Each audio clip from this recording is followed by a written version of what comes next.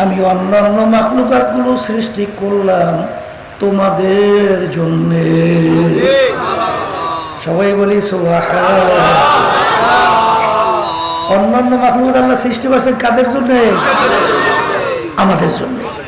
এখনই বুঝবেন, আমরা যে সূর্যটা দেখতেছি, এই সূর্যটা কি আমাদের মানুষের দরকার আছে না নাই? নাহলে মানুষ বাঁচবে? সূর্য না থাকলে মানুষ বাঁচে? কোনো ফসল হবে? তাহলে সূর্য সৃষ্টি করছেন আল্লাহ কাদের জন্য? তাহলে সূর্য আমাদের লাগে, কথা ঠিক না?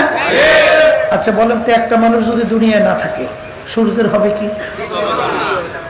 হ্যাঁ, তাহলে আল্লাহ সূর্য বানাইছেন কাদের জন্য? আচ্ছা, এই গরু ফালি না, গরু আমাদের লাগে? আচ্ছা, একটা মানুষ না থাকলে গরুর কি হয়? তাহলে গরু আল্লাহ বানাইছেন। আচ্ছা, মাছ কি আমাদের দরকার হয়? মাছ ও খানটান না বুঝি কি লাগে? আচ্ছা বলেন তো, একটা মানুষ না থাকলে মাছের কি হয়? তাহলে মাছ বানাইছে কিসের জন্য? আচ্ছা, এই আল্লাহর বান্দারা, গাছ কি আমাদের দরকার হয়? আচ্ছা, একটা মানুষ দুনিয়া না থাকলে গাছের কি হয়? তাহলে সমস্ত মাখলুকাত আল্লাহ বানাইছেন আমাদের খেদমতের জন্য। আর আমাদেরকে আল্লাহ বানাইছেন কেন? বলেন, তার ইবাদতের জন্য। কথা ঠিক? এখন ইবাদত শব্দের অর্থ কি বলছিলাম? বলেন, মালিকের হুকুম অনুযায়ী চলা, এর নাম হলো ইবাদত। কথা ঠিক? এখন আমরা বাজানদেরকে বলো, পর্দা আলে মা বোনেরা শুনছেন। আচ্ছা বলেন তো, আমার মালিকের হুকুম প্রতিটা মানুষের ব্যক্তিগত জীবনে নাই? আসতে বলে নাই? পোশাক আদির ব্যাপারে আছে, পারিবারিক জীবনে, সামাজিক জীবনে, কামাই খরচে, ব্যবসা ক্ষেত্রে, রাজনৈতিক জীবনে, আন্তর্জাতিক, সুরাসিরা, এক কথায় ব্যক্তি জীবন থেকে শুরু করে আন্তর্জাতিক জীবন পর্যন্ত প্রতিটা ক্ষেত্রে আমার মালিকের হুকুম আছে। কথা ঠিক কিনা? যেই আল্লাহর বান্দাবান্দি মালিকের হুকুম অনুযায়ী নিজের ব্যক্তিগত জীবন, পারিবারিক জীবন, সামাজিক জীবন, কামাইতে, খরচে, রাজনৈতিক জীবনে, আন্তর্জাতিক জীবনে, সুরা সিরাতে, পোশাকা দিতে আল্লাহর হুকুম অনুযায়ী চালাবে, সে হইল আল্লাহর খাস বান্দা আর আল্লাহর খাস বান্দি। কথা ঠিক কিনা? আর কিছু মানছে, কিছু মানে নাই। কিছু মানছে, কিছু মানে নাই। শোনেন, এই ছাত্ররা 10 সাবজেক্টে পরীক্ষা দেয় না? দেয় না? আচ্ছা, 9 সাবজেক্টে নম্বর পাইছে 100-র মধ্যেই 100। এক সাবজেক্টে ফেল, ছাত্র ফার্স্ট ক্লাস ফার্স্ট। কি বলে? 9 সাবজেক্টে 100-র মধ্যে 100 নম্বর, এক সাবজেক্টে ফেল, ছাত্র কিন্তু ফেল। আর গড়ে যদি 10 সাবজেক্টে 33 করে নম্বর, পাস। ইয়া আইয়ুহাল্লাযীনা আমানু দুখুলু ফিস-সিলমি কাফা। আল্লাহ রাব্বুল আলামিন বলেন, হে আমার বান্দা বান্দিরা, তোমরা দ্বীনের মধ্যে পুরাপুরি ভাবে ঢুকে যাও। একটা উদাহরণ বোঝেন, মসজিদের ভিতরে এক পা রাখছেন, বাহিরে আর এক পা। কেউ বলবে একটা পুরা মসজিদ, পুরা বাহির, মাঝামাঝি। 2 পা দিয়ে যখন মসজিদে ঢুকছে, 2 পা দিয়ে বের হইছে। কথা ঠিক? আল্লাহ বলছে দ্বীনে পুরা ঢুকো। দ্বীন কি জিনিস? আল্লাহ রাসূল সাল্লাল্লাহু আলাইহি ওয়াসাল্লাম সাহাবায়ে কেরামদের নিয়ে বসা, ওমর ফারুক রাদিয়াল্লাহু তাআলা আনহু তিনি ওই মজলিসে বসা।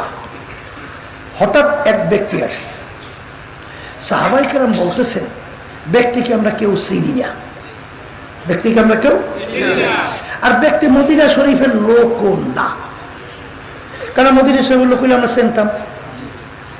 আর ব্যক্তি মুসাফিরও না। যদি মুসাফির হতো তাইলে তো তার সঙ্গে কিছু চিহ্ন থাকতো, আলামত থাকতো।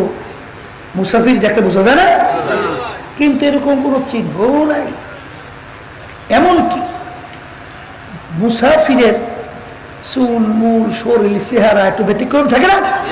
আচ্ছা, কিন্তু আগন্তুক ব্যক্তি মাথার ভিতরে চুলগুলো একেবারে কালো মিশমিশে সাজানো গোছানো পরিপাটি, শরীরের ভিতরে পোশাক একেবারে সাদা দপদপ করতেছে।